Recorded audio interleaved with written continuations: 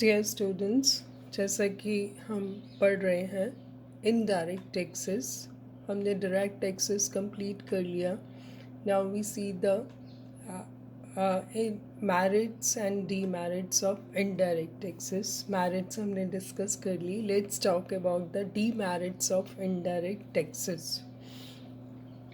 सबसे पहला जो डीमेरिट है वो है indirect taxes are regressive in nature. कैसे, क्यों इनको रिग्रेसिव माना जाता है? हमने पढ़ा था अवरोही। क्योंकि गरीबों द्वारा उपभोग की जाने वाली आवश्यक वस्तुओं पर भी अप्रत्यक्ष कर होता है, जो कि अवरोही की श्रेणी में आता है। जैसे कि सिंपल है, माचिस, पेट्रोल, नहाने व कपड़े धोने का साबुन, टूथपेस्ट, जो हमारे डे टू डे चीज़ें हैं, तो उन पर सभी को ही सेम अमाउंट में टैक्स देना पड़ता है।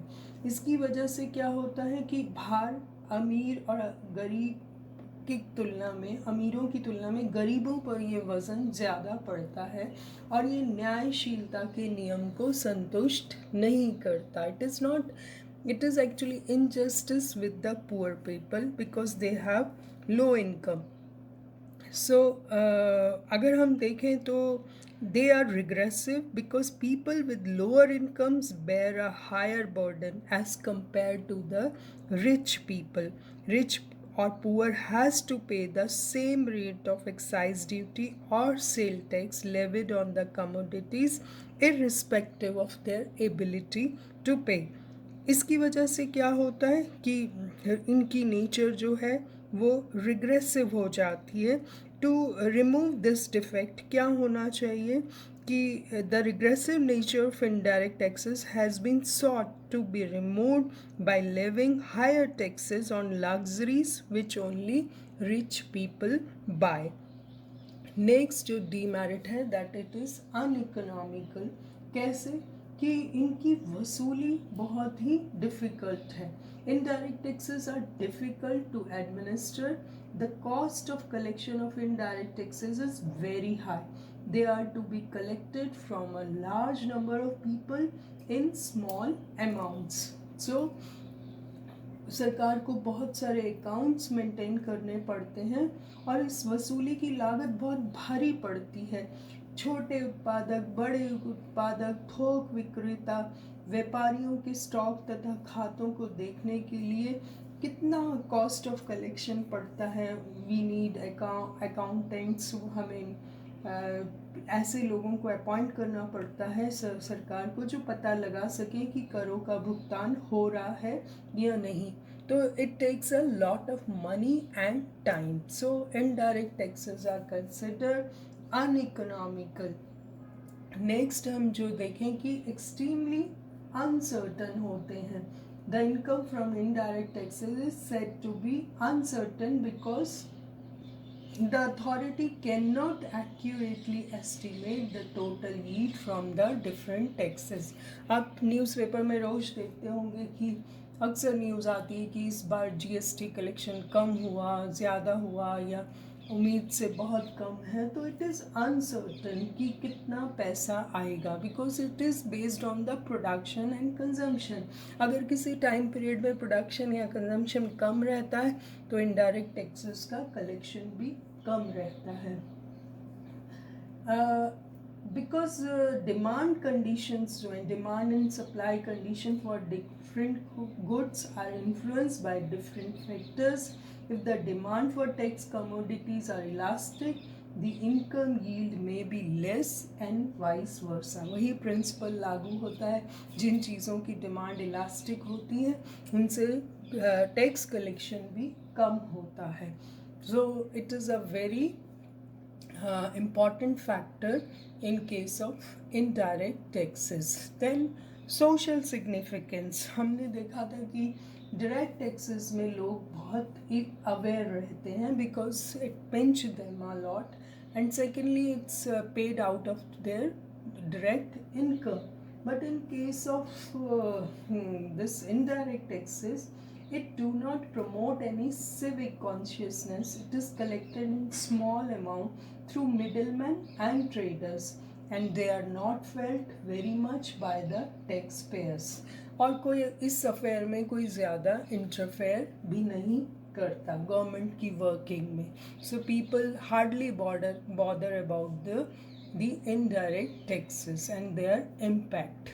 Then next is very important, that is inflationary. Indirect taxes are inflationary. Why?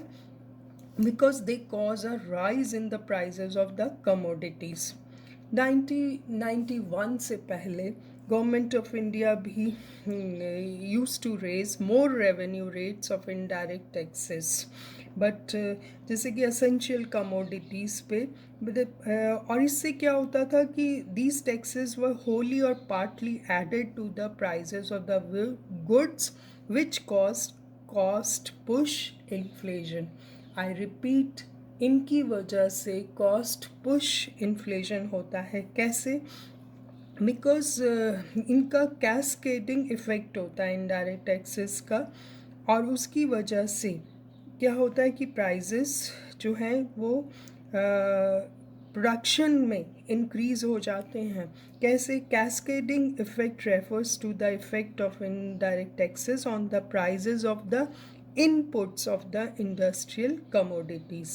Higher prices of inputs as a result, if levying indirect taxes on them, lead to the rise in prices of industrial products in whose production they are used as inputs. In this way क्या होगा? Cascading effect होगा. आपने inputs के price बढ़ा दिए तो definitely industrial goods के price भी बढ़ जाएंगे, और उससे क्या होगा कि sufferings for the consumer.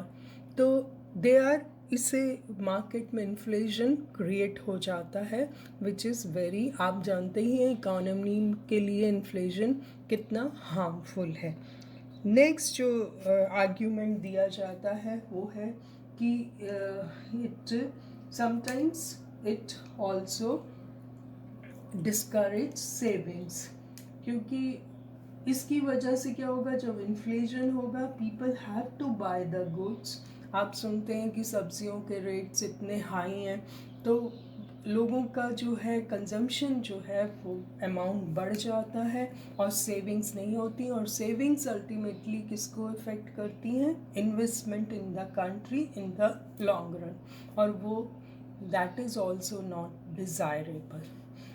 Next is inefficiency in resource allocation. ये क्या होता है कि the most important harmful effect क्या है कि एलोकेशन ऑफ रिसोर्सेज सफ़र करते हैं inefficient and cause excess burden on the consumers. कैसे?